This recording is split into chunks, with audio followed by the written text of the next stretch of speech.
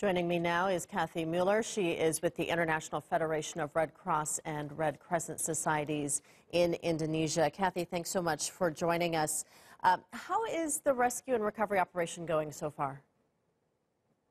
Well, it's a tough job ahead for responders, including the volunteers with the Indonesian Red Cross. They were back out on the ground first thing this morning, and they have two main focuses. The one is to make sure that people who survived, that they have the basic household necessities that they need. And then, of course, with the search and rescue, to try and find anyone who still might be in the rubble and bring them to safety as quickly as possible.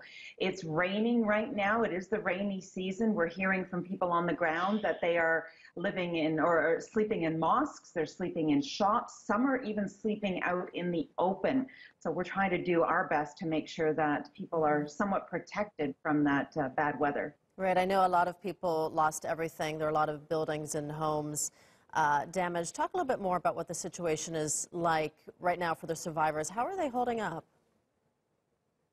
It's very traumatic for the survivors, as you can imagine. Think of what it would be like if your own home collapsed around you. A lot of people, even though the warnings are out not to return to the coastal region, a lot of people are going back. That's where their houses were. That's where their businesses were. They want to see if what remains of their premises and to see if there is anything that is salvageable.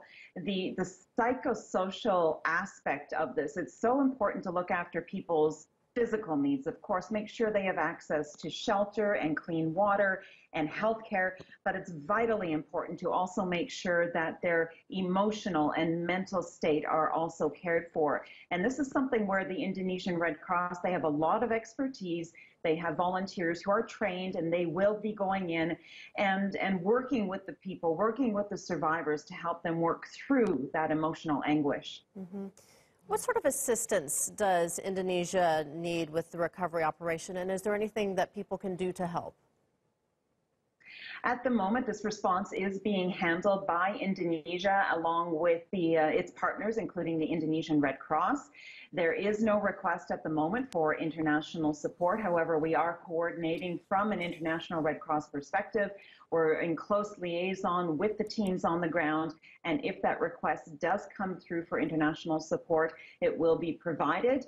From the International Federation of Red Cross and Red Crescent, we have mobilized more than $300,000 to help support emergency operations from the get-go, and that includes being able to provide emergency aid to survivors. It will help support the search and rescue operations and the provision of healthcare services.